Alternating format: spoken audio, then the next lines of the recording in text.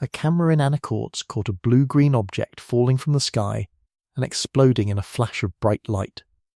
Within hours, 135 people across Washington, Oregon, and British Columbia had filed reports describing the same thing from different directions, different distances, and different heights above the horizon. The AMS confirmed it came from a source that's been doubling its output since January 2026, and scientists still can't explain why. The event happened on April 29, 2026.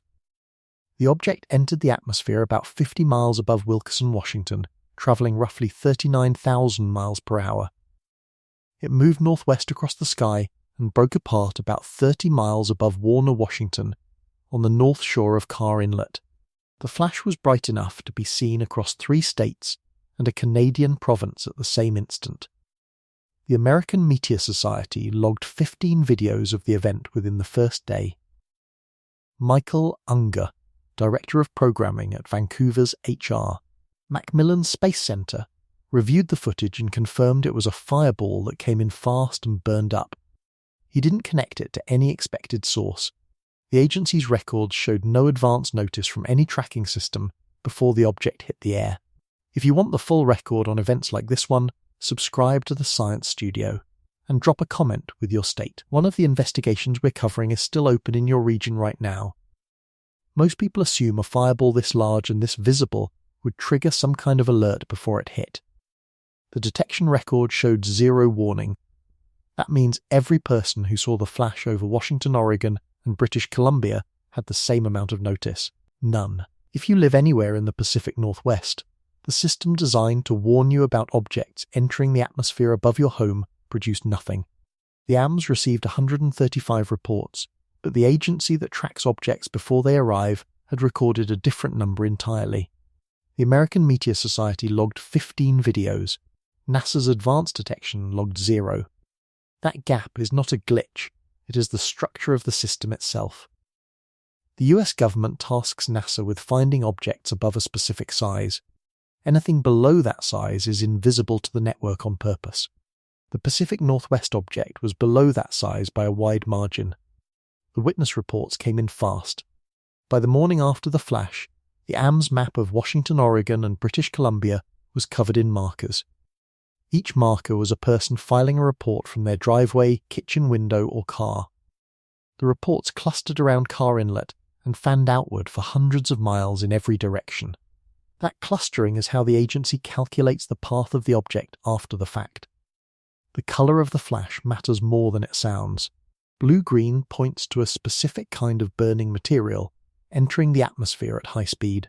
The American Meteor Society logs colour carefully because colour is one of the few clues to what the object was made of.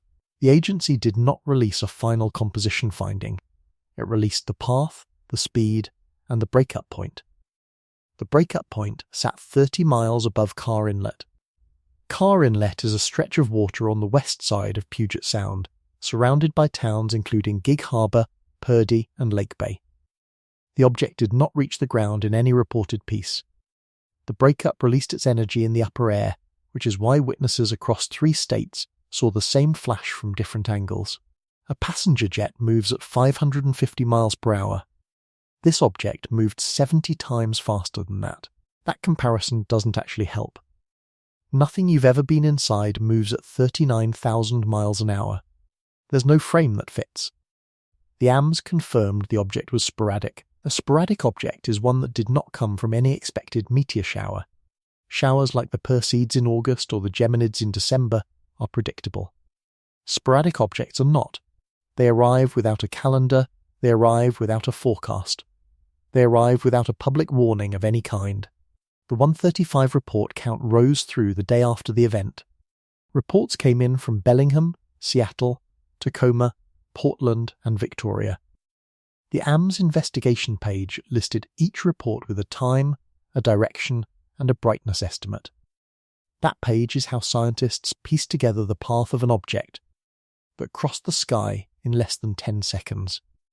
The 15 videos came from doorbell cameras, dashboard cameras, and phones. The Anacortes video was the clearest. It showed the object falling at a steep angle before the bright flash. After the flash, the trail kept moving for a few seconds before fading. That trail is the leftover path of glowing air after the object itself broke apart. Michael Unger's confirmation from the H.R. Macmillan Space Center matters because Unger reviews fireball footage as part of his job. He does not call every bright streak a fireball. He confirmed the Anacortes video showed a real fireball and not a satellite re-entry, a flare, or a piece of orbiting debris. That distinction is the one most viewers do not know to ask about. The AMS noted the absence of any meteor shower link in its first published summary. The agency runs the comparison automatically against every active shower. The April 29 object did not match any of them. It was a one-off entry, sporadic in origin, with no expected partner objects following behind it on the same path. The detection silence on the government side is the part that does not match what most viewers expect. The Storm Prediction Center watches storms. The National Weather Service watches weather. NASA's Planetary Defense Network watches the largest space objects. None of those agencies is tasked with watching the size range that hit Washington that night. The system performed exactly as it was designed to perform. It just was not designed to catch this. The AMS confirmed the Pacific Northwest event was the second significant Pacific Northwest fireball in weeks. The first Pacific Northwest fireball had drawn its own report cluster earlier in the month. The April 29 event landed in a region that had already seen a recent bright entry. That pattern is the first hint that the gap in detection is not a one-time accident. NASA's Planetary Defense Network has a clear job. The agency, working through the Center for Near-Earth Object Studies at the Jet Propulsion Laboratory, tracks asteroids 140 meters and larger. That number is not arbitrary. Congress set it. The mandate is to find objects in that size class and track them well in advance of any close pass. Anything smaller than 140 meters falls outside the mandate. A 140-meter object is roughly the size of a 45-story building. The fireball that detonated over Washington was a fraction of that size. It was invisible to the tracking system by design, not by accident. Every object in that smaller size range, large enough to detonate over a city with the force of multiple nuclear weapons, sits below the threshold that triggers any government warning system. During the March 2026 Ohio fireball, the AMS logged a specific equipment failure that made the situation measurably worse. On March 17, 2026, a 7-ton asteroid entered the air above Ohio. It was roughly 6 feet across. NASA confirmed both numbers.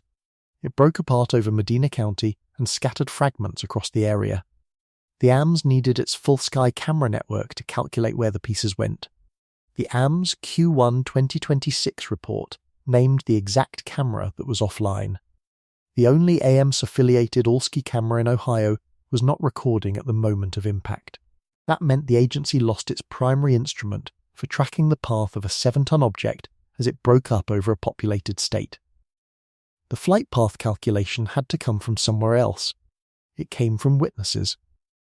People filing reports through the AMS website from their kitchens, garages, and porches. Each report included a direction, an angle, and an estimate of how bright the object looked. The agency stitched those reports together to figure out where the fragments most likely fell. NASA used Doppler radar from the National Oceanic and Atmospheric Administration as a second instrument. The combination produced the Medina County estimate. Doppler radar is built to track rain, snow, and storm motion. It is not designed to track meteorites. When a fireball breaks up, the radar can sometimes pick up the falling fragments, but the signal is faint and easy to miss. The Ohio trajectory came together because the witness reports and the radar pings agreed on a small region. Without the witness reports, the calculation would have been thinner. The AMS Q1 2026 report flags this kind of dependence as a planetary defense blind spot. The report does not call it a temporary problem, it calls it structural. The AMS Q1 2026 report states the agency is relying on people with smartphones to calculate flight paths for objects that enter the air without warning. The instrument designed to do that calculation was offline in Ohio when the agency needed it most. The structural part matters. The 140-metre threshold means there is no government system watching for smaller objects before they enter the atmosphere. The AMS Allski camera network is what catches those smaller objects after they enter. Between those two layers, the gap is wide. The April 29 Pacific Northwest object lived inside that gap from the moment it crossed into the air above Wilkeson. The AMS network of Allski cameras tries to fill that gap on the post-entry side. The cameras run all night, every night, in clear weather. When a fireball flashes, the cameras record the trail from multiple angles.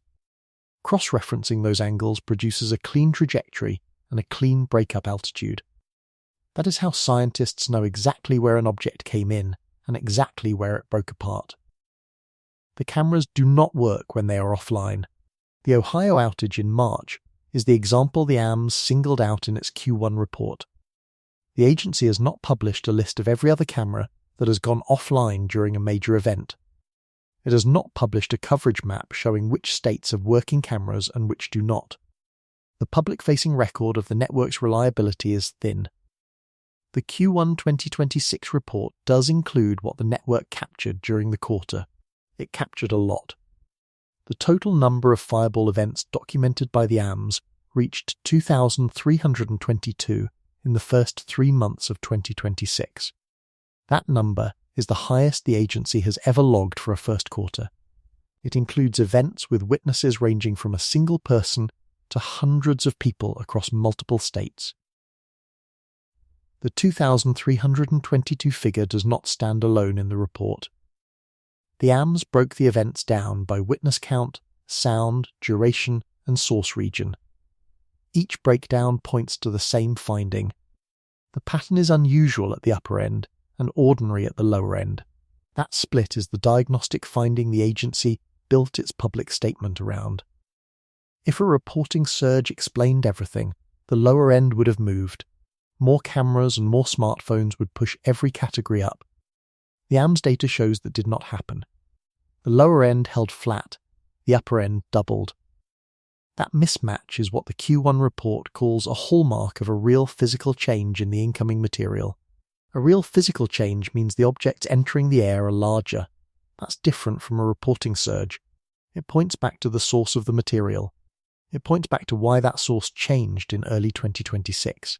The 7-ton Ohio object, the 1-ton Houston object that came down 4 days later, and the Pacific Northwest object on April 29 all share the same status.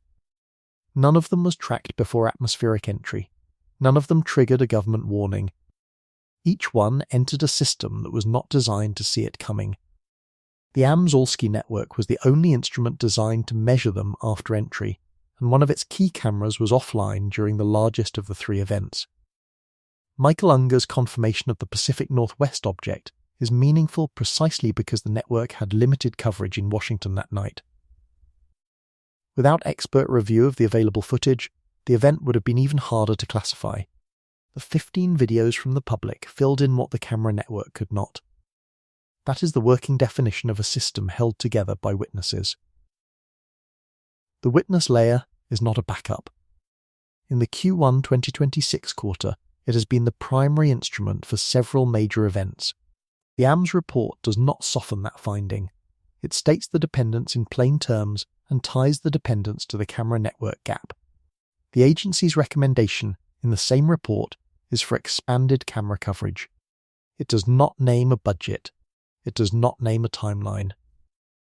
In Q1 2026, the AMS documented 33 large fireball events that produced audible sonic booms. That number is not the record. Mike Hankey, the AMS researcher who led the Q1 2026 analysis, pulled the full record going back to 2011. He compared every quarter side by side. What he found sits at the foundation of everything that follows. The total fireball count for Q1 2026 was 2,322. That figure is the highest first quarter total in the AMS record. It edges past the 2022 first quarter total by a small margin. On its own, that number could be explained by more witnesses, more cameras, and more reports. The AMS does not stop at the total. The total is the floor of the analysis. A reporting surge makes sense on its face. More smartphones, more doorbell cameras, more people online to share what they saw. The signal gets stronger as the witness threshold rises. If more cameras explained the surge, small events with 10 to 24 witnesses would show the biggest increase. They did not move. Events with 50 or more witnesses doubled. Events with 100 or more witnesses doubled. The increase is concentrated exactly where you would expect it if the objects themselves were physically larger, not just more photographed. Larger objects entering the atmosphere at higher rates means more energy released per event, more sonic booms rattling homes, more fragments reaching the ground. 3 meteorite recoveries happened in a 10-day window in March 2026. The global annual average is 10 per year. That is the diagnostic the AMS put at the centre of the report. The 50-plus witness category, which had averaged 20 events per quarter across the long record, reached 40 events in Q1 2026. The 100-plus witness category, which had averaged 8 events per quarter, reached 16. Both categories doubled in the same quarter. The smaller categories, the ones that should have surged if cameras were the cause, held flat. The March 2026 average witness count per event landed at 142.7. That figure is not a typo. The next highest March on record is 49.4, set in 2021. The Q1 2026 figure is nearly 3 times the previous March high.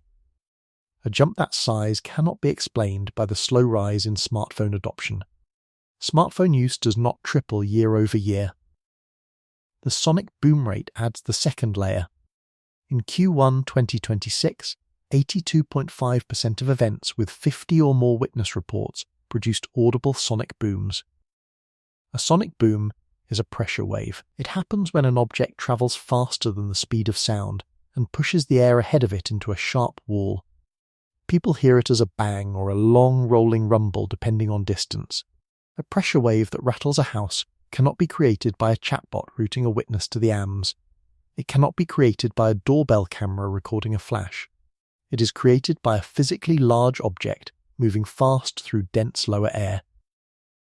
The 82.5% rate is the AMS' strongest evidence that the change is in the objects themselves, not in the reporting layer. Long-duration sightings tell the same story. The AMS counts events where witnesses saw the fireball for 4 seconds or more. In Q1 2026, that count reached 1,693. The previous high was 651, set in 2021. The new figure is more than 2.5 times the prior record. A 4-second sighting means an object large enough to glow brightly across a wide arc of sky. Short fireballs flash and fade. Long fireballs survive deeper into the atmosphere because they have more material to lose before they break apart. A 4-second sighting almost always points to a larger object. A 5x jump in those events points to a denser stream of larger objects entering the atmosphere across the quarter. The AMS ran the statistical comparison. Q1 2026 sits 3.9 standard deviations above the long-term baseline. The odds of a pattern that's strong appearing by chance alone are roughly 1 in 21,000. A standard deviation is a measure of how unusual a value is compared to a long-term average. Most quarters fall inside 1 or 2 standard deviations. Almost no quarters reach 3.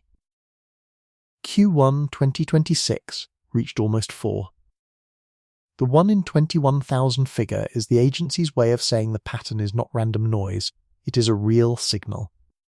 The signal could be explained by a denser swarm of debris in Earth's path, by a recent breakup of a larger parent body, or by a long-term shift in the distribution of small objects in the inner solar system. The AMS does not name the cause in the report. It names the strength of the signal and asks for a deeper investigation. The anthelion sporadic source is where the AMS pointed when it looked for the geographic pattern in the data. Anthelion is the name for a region of sky directly opposite the Sun from Earth's perspective. Objects from that region catch Earth from behind as our planet moves along its orbital path. The AMS identified the anthelion zone as the cluster zone for Q1 2026 activity. The anthelion sporadic source doubled its output. The AMS Q1 2026 report states the cause has not been identified. The doubling figure comes straight from the Q1 report. The anthelion zone normally produces a steady background rate of sporadic objects. In the first quarter of 2026, that rate doubled. No other major sporadic source showed the same jump. The signal is concentrated in one specific direction in the sky. The trajectory data from the AMS network points back to that zone for nearly 10 major events in the quarter. Those 10 events emanated from a single 1,000 square degree patch of sky inside the anthelion zone. The full visible sky from any one point on Earth covers about 20,000 square degrees. 10 major events concentrated in 5% of the sky is not random scatter. It is a cluster. A cluster like that can mean a recent breakup. When a larger asteroid splits apart, the fragments spread along a similar orbital path. As Earth crosses that path, the planet sweeps up the fragments in a concentrated burst. The AMS does not confirm that explanation in the Q1 report. It identifies the cluster and notes that no prior quarter has shown this concentration. 3 meteorite recoveries inside 10 days in March 2026 fit the cluster pattern. The Houston object on March 21 dropped a fragment that came through a residential roof. A separate event in Germany on March 8 produced fragments that were recovered by researchers and classified for composition. The Ohio event on March 17 dropped fragments across Medina County. 3 confirmed recoveries in 10 days is unusual on a 10-year baseline, where the global average is roughly 10 recoveries per full year.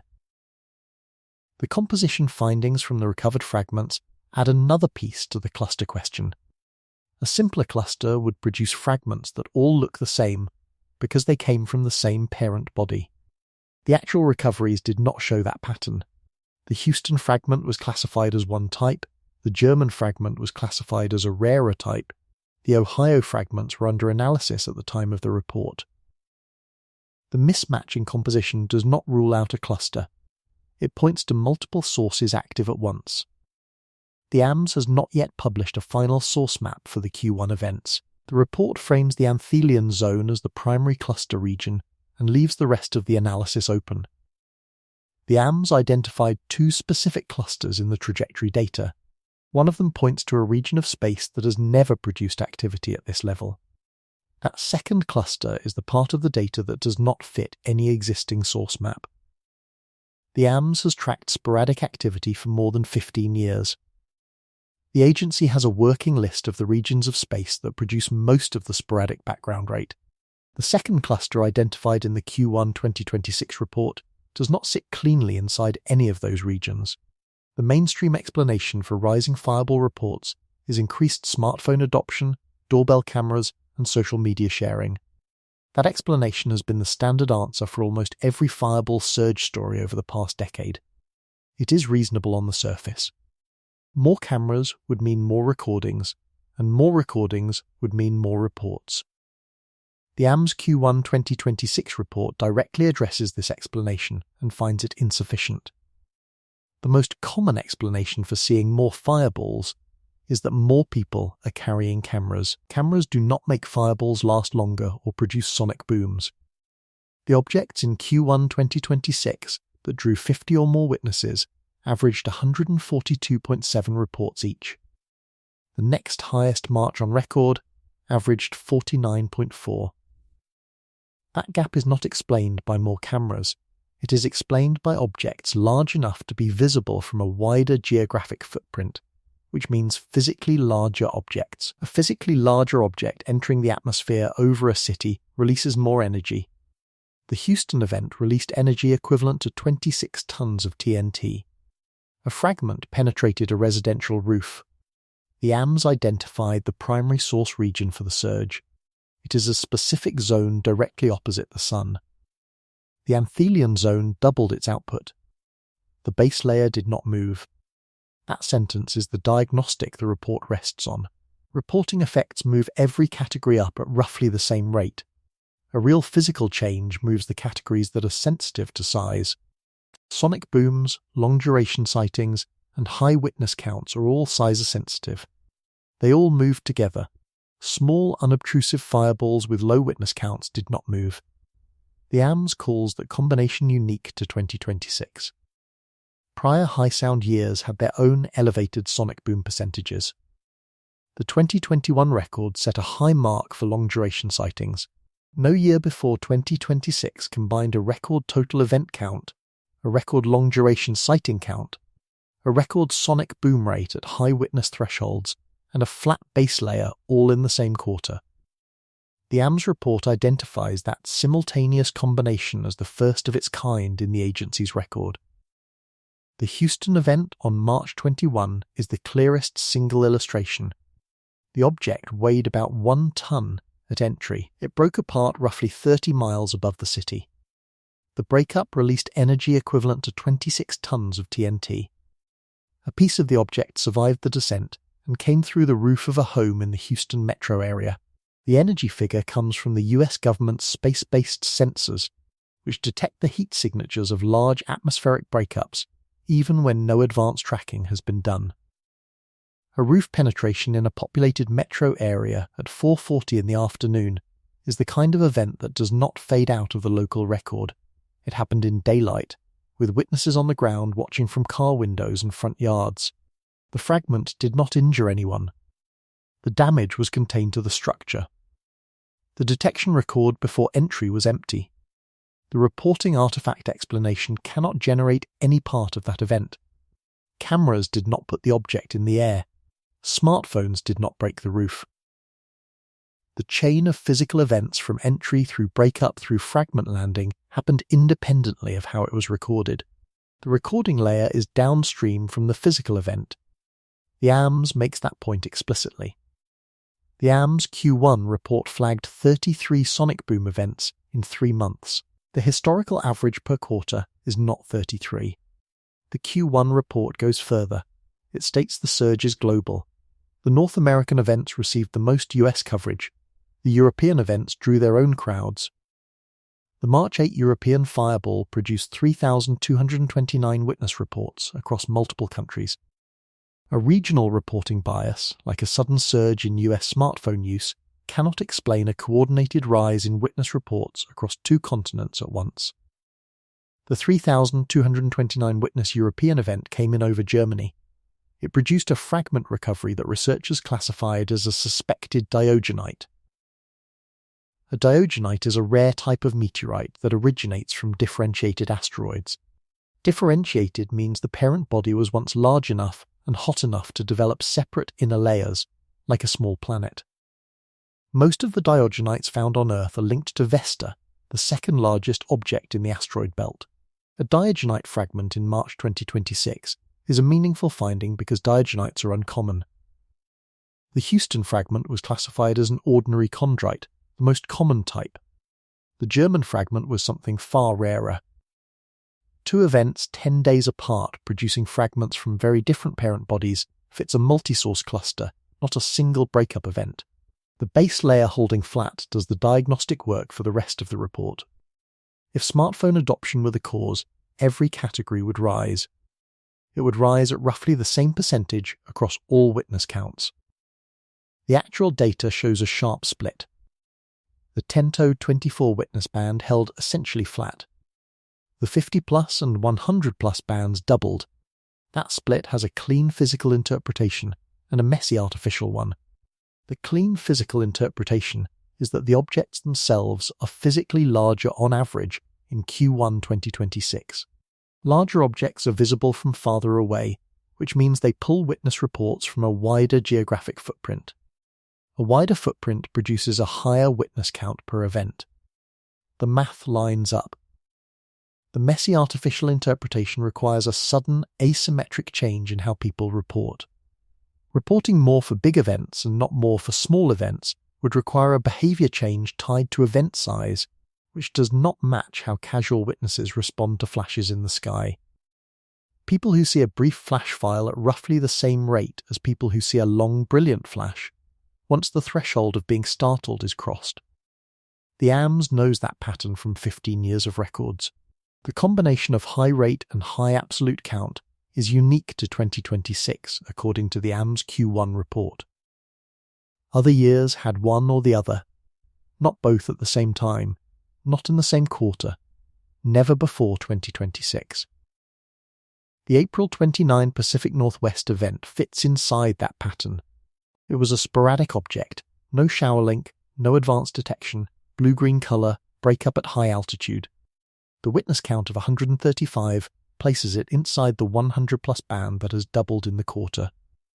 The April 29 event is one more data point in the pattern the Q1 report named.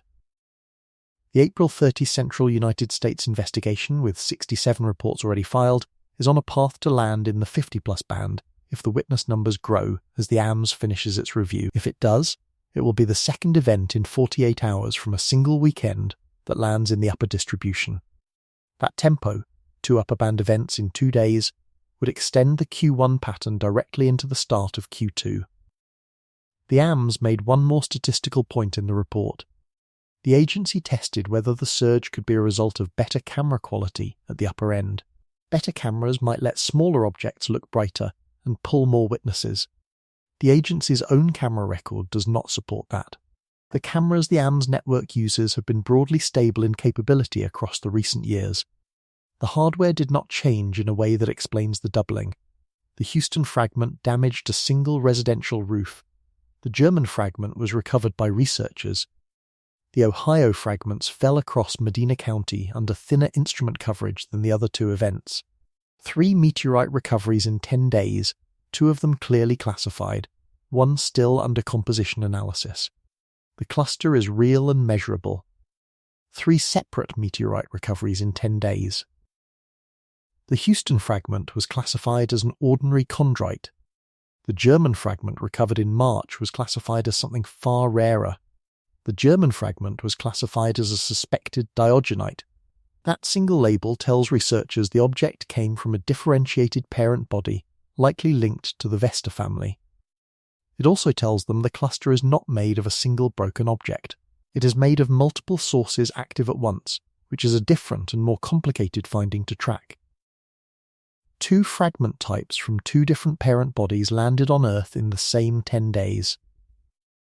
The camera network built to track where they came from has a hole in it the size of Ohio. The AMS Allski camera network is the primary scientific instrument for calculating entry angles, breakup altitudes, and impact zones for objects below the 140-meter NASA threshold. The network has cameras in many states. It does not have cameras in every state. And the cameras it does have are not always recording when the largest events arrive. The AMS has cameras across the country specifically designed to capture fireballs the moment they enter the atmosphere. When the 7-ton asteroid entered above Ohio, the only camera in the state was offline. A 7-ton object moving at 45,000 MV releases energy equivalent to multiple Hiroshima bombs when it disintegrates. The instrument designed to tell scientists exactly where the fragments landed was not recording. Without that camera data, the trajectory calculation for the Ohio event depended on people filing online reports from their driveways and kitchen windows. NASA confirmed the Ohio fragments landed in Medina County. The calculation that identified Medina County came from cross-checking witness reports, not instrumentation. The AMS flagged the camera gap in March.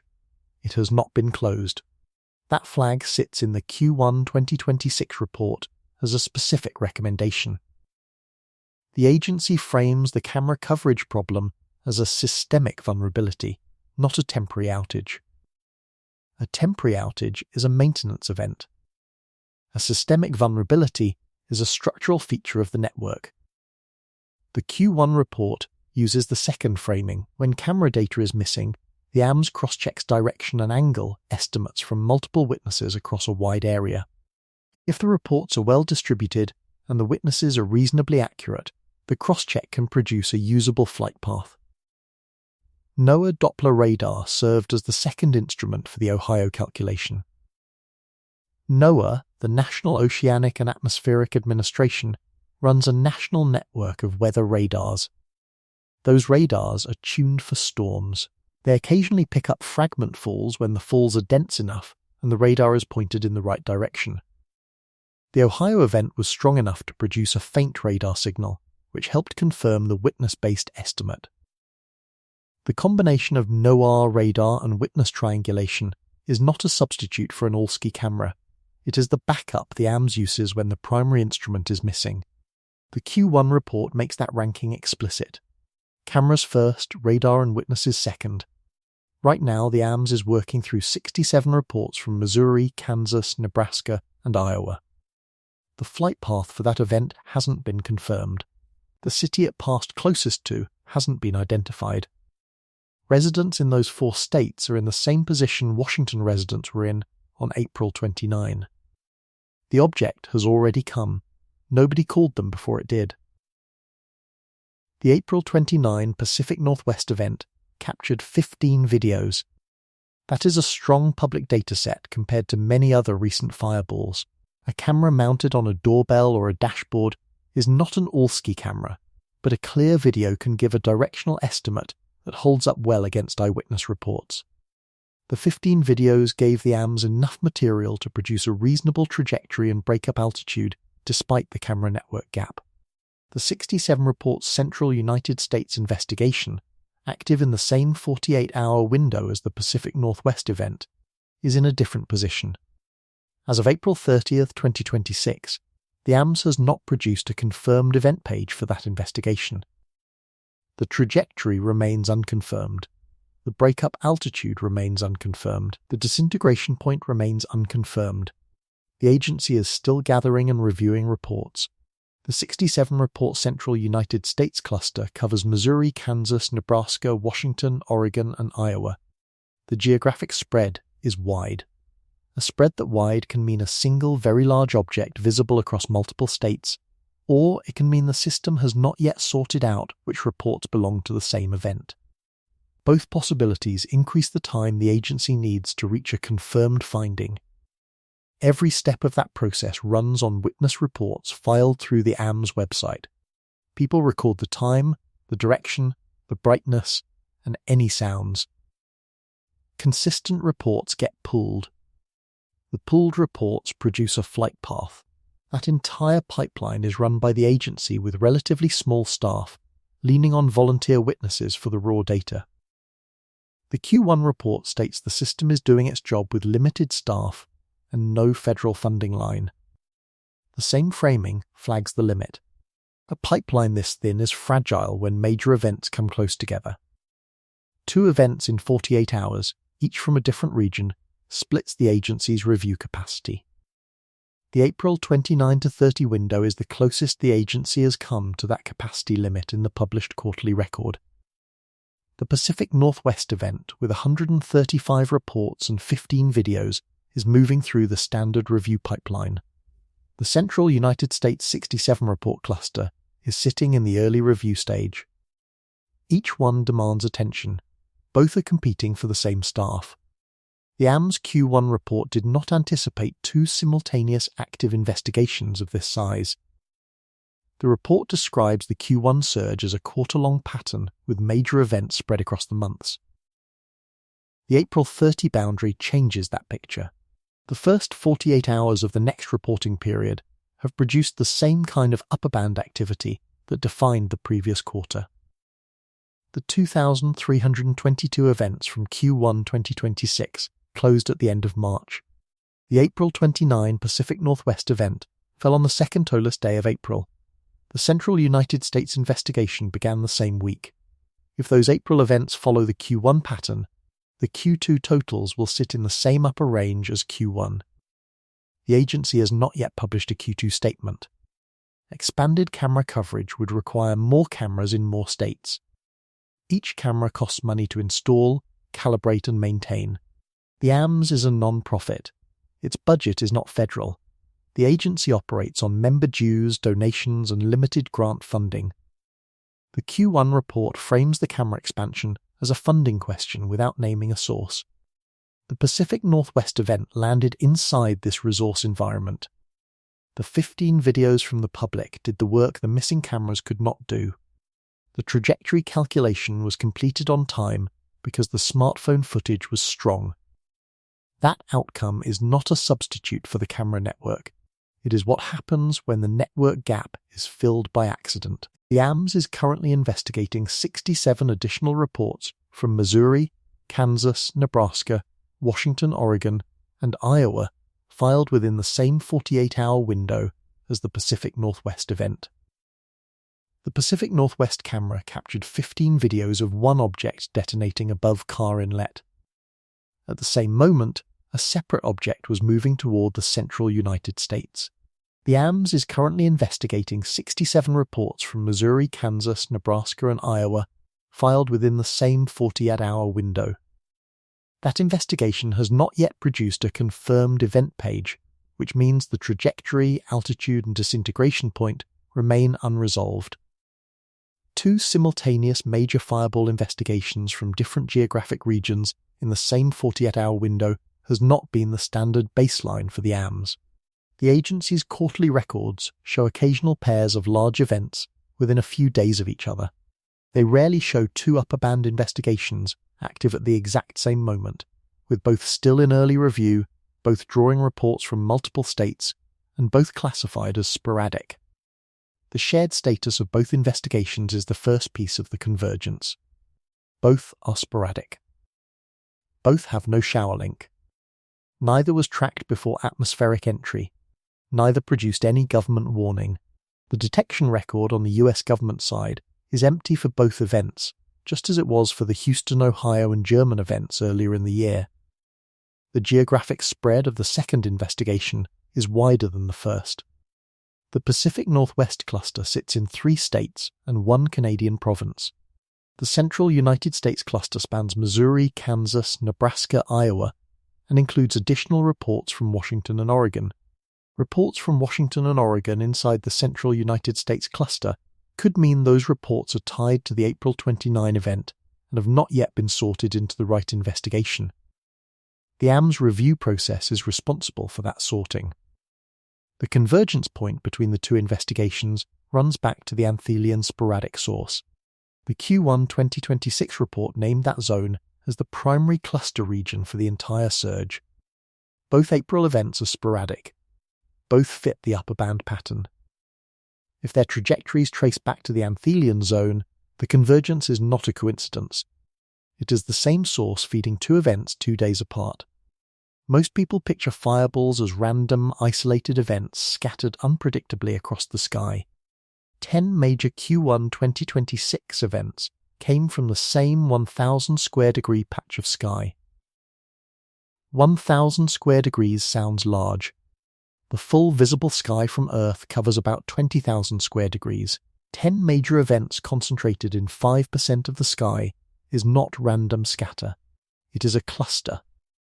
A cluster means Earth is moving through a denser region of debris in a specific direction.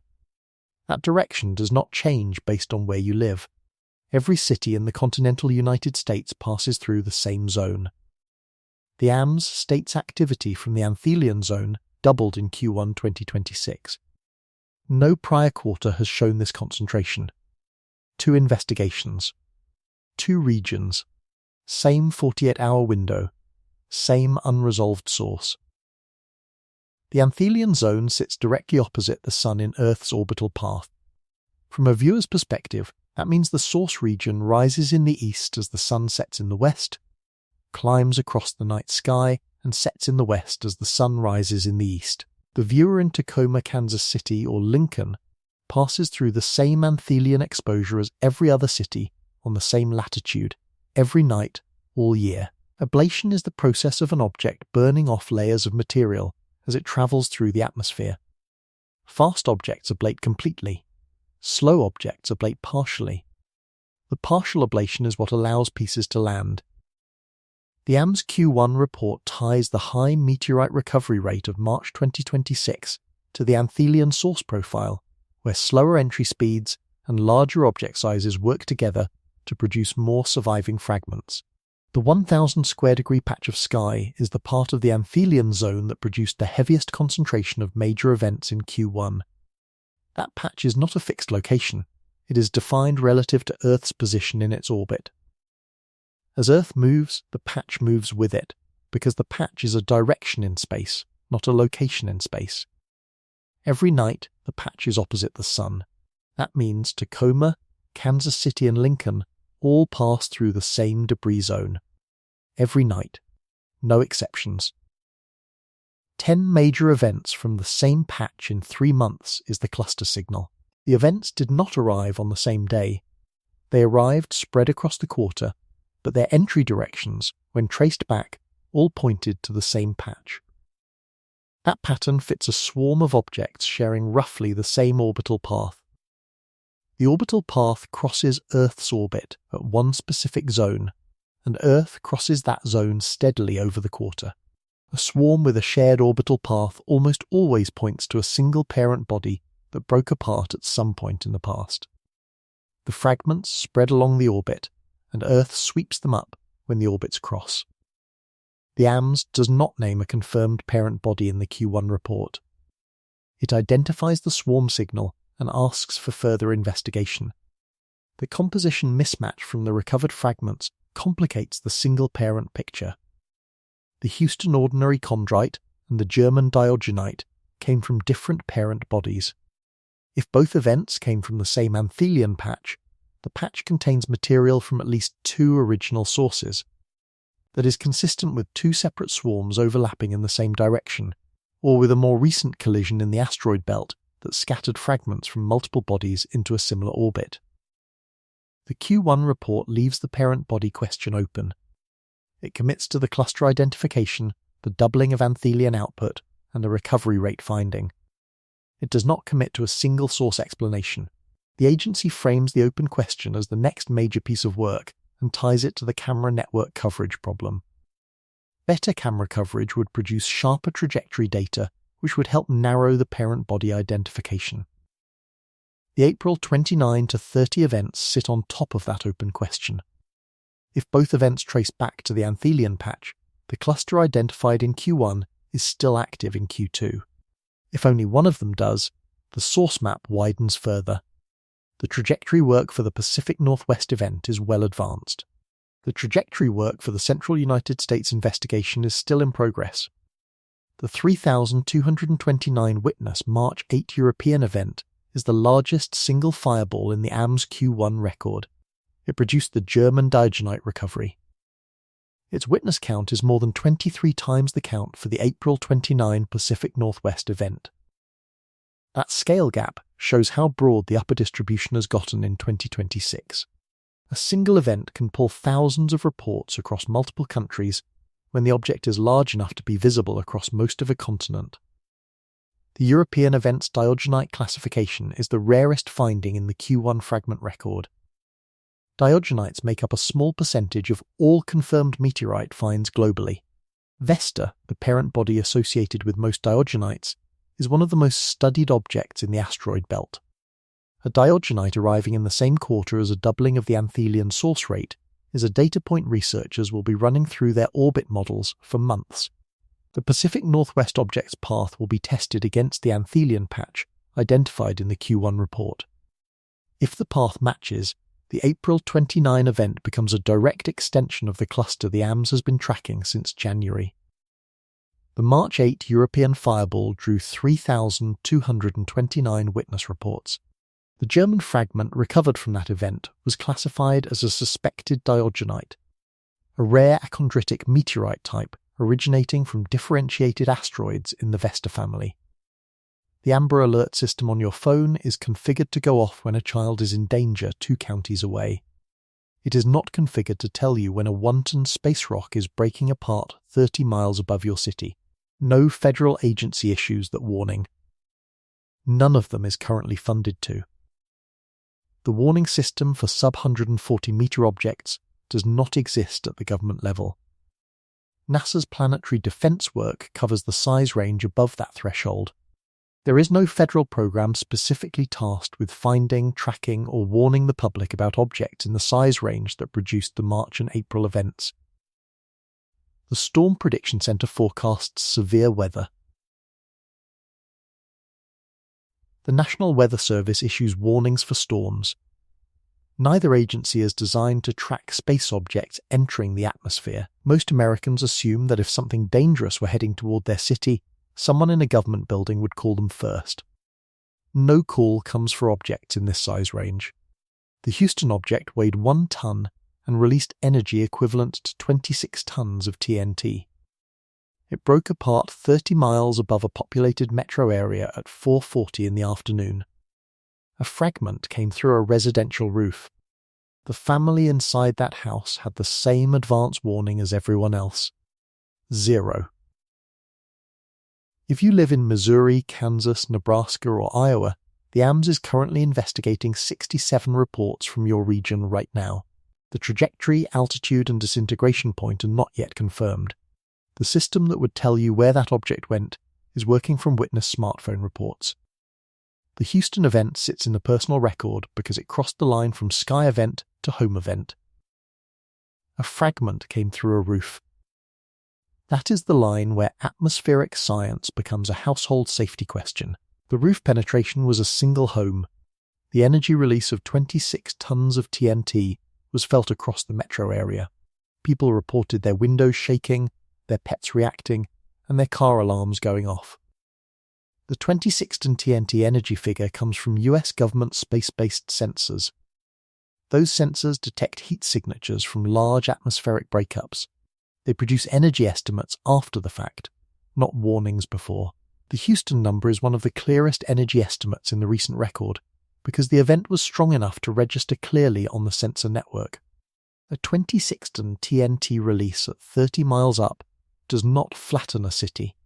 It releases its energy in the upper air, which is why the ground level effects were limited to shaking, sound, and the single roof penetration. A larger object, or a lower breakup altitude, would change those numbers. The sub-140 meter size range includes objects considerably larger than the Houston 1-ton object. Those larger objects in the same size range would release proportionally more energy. The Pacific Northwest object's energy release has not been published in the same detail. The Anacortes video and the 15 other videos give the AMS a strong data set for trajectory and breakup altitude, but the energy estimate depends on the US government sensor data, which is released selectively. The Pacific Northwest event was clearly visible across 3 states and a province. That visibility implies a substantial energy release. The exact figure is not yet public. The Central United States investigation is sitting at the same step on the timeline. Until the AMS confirms the trajectory and the breakup altitude, the energy estimate cannot be calculated. Residents of Missouri, Kansas, Nebraska, and Iowa are in the position Washington residents were in on April 29. The object has already arrived. The data about where it actually went and what it actually did is still being assembled. The 67 report cluster has been growing through the AMS review process. Reports filed in the first 24 hours after a fireball tend to be the strongest, because the witnesses' memories of direction and angle are fresh. Reports filed in the second and third day tend to be less precise. The AMS weights the early reports more heavily in trajectory calculations. The 67 report figure is the running total. It can rise or stabilize as the investigation closes. The household-level question for residents in those 4 states is whether the trajectory will pass over a populated area at low enough altitude to produce ground effects.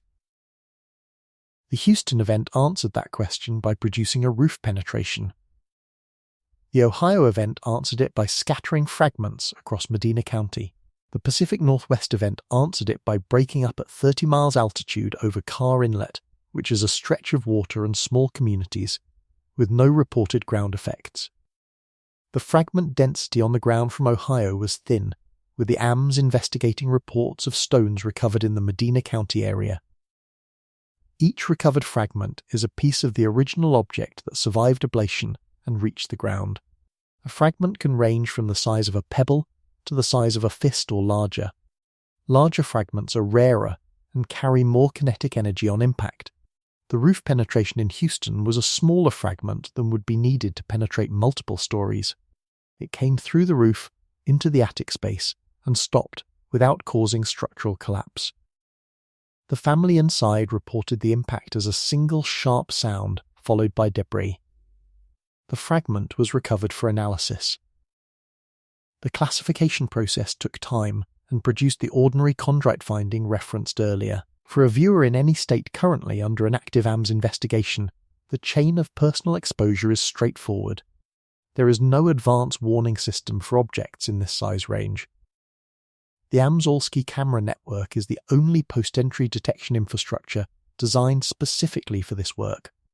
That network has documented gaps in coverage. The Ohio camera was offline during the largest entry of the year so far. The Q1 report names the gap. The advanced warning gap is the part most viewers do not know about. Many people assume that if NASA can track asteroids years before they pass Earth, the same system can track smaller objects in the days or hours before entry. That assumption is incorrect at the smaller size range. The technology that detects sub-140 meter objects at useful distances does not exist in operational form. The objects are too small to reflect enough light to be seen until they are close enough to be already in the atmosphere. The AMS Q1 report states that closing this gap would require dedicated telescopes, a new funding line, and a federal agency assigned to issue public warnings for objects in this size range. None of those pieces exist for this size range right now. The AMS Q1 report documents the gap. It does not solve it. The agency is not funded to solve it.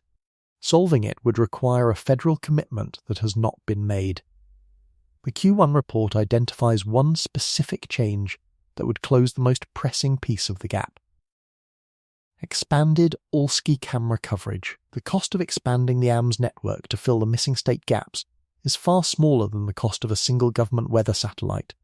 Weather satellites run into the hundreds of millions of dollars per launch. An all-ski camera network expansion would be measured in the millions, not the hundreds of millions. The AMS does not have that funding. It has not received a public federal commitment to provide that funding.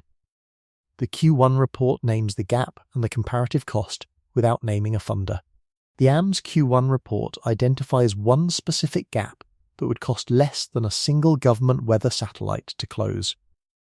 That cost comparison is where the Q1 report ends its public-facing section. It frames the gap as fixable. It frames the fix as inexpensive at the federal scale. It does not frame the timeline as committed. The AMS Fireball reporting system has been running since 2005. In 21 years of continuous records, the agency issued one statement calling its own data pattern worthy of serious investigation. That statement was published on March 25, 2026. As of April 30, 2026, no federal agency has issued a public response. The confirmed list is the first half of the closing record. The Q1 2026 Fireball event count reached 2,322, the highest first quarter total the AMS has ever logged.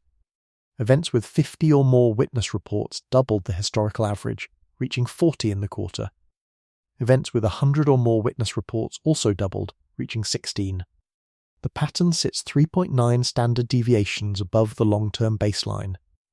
The odds of that pattern by chance alone are roughly 1 in 21,000. Two simultaneous active investigations were running on the AMS homepage on April 30, 2026. The Pacific Northwest event with 135 reports and 15 videos. The Central United States cluster with 67 reports and no confirmed event page. Both events were sporadic. Neither had a meteor shower link. Neither had been tracked before atmospheric entry.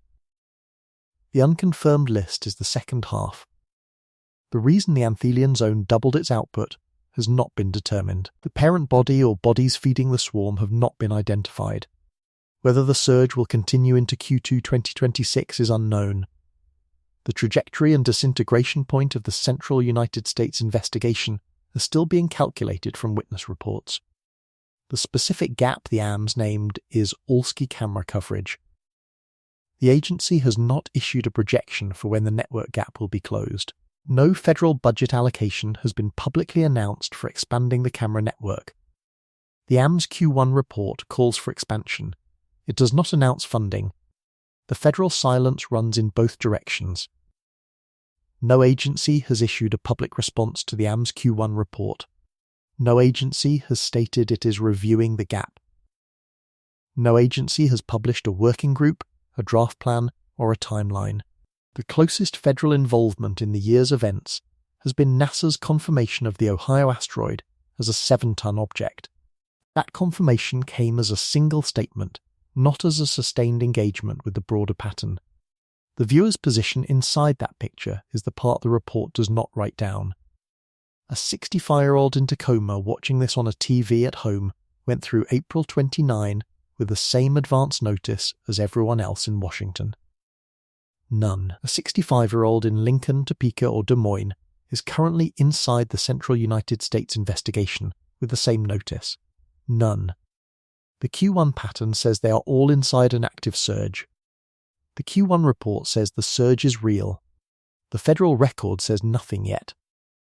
The Houston roof penetration is the closest documented example of the pattern reaching a household. A single fragment, a single home, no injuries.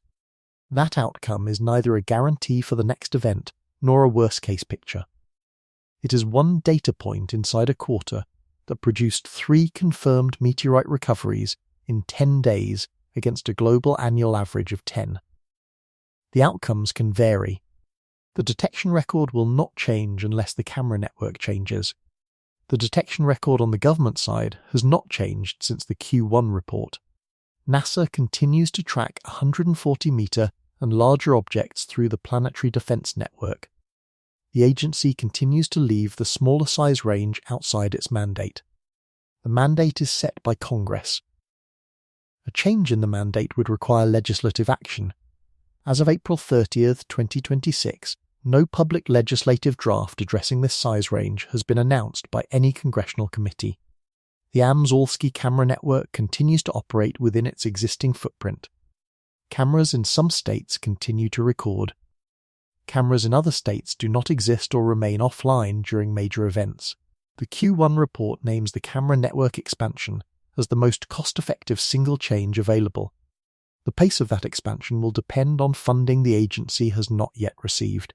As of April 30th, 2026, the American Meteor Society's investigation into the Central United States fireball reports remains open, the trajectory is unconfirmed, and the Allski camera network gap that left Ohio unmonitored during the March event has not been publicly addressed by any federal agency.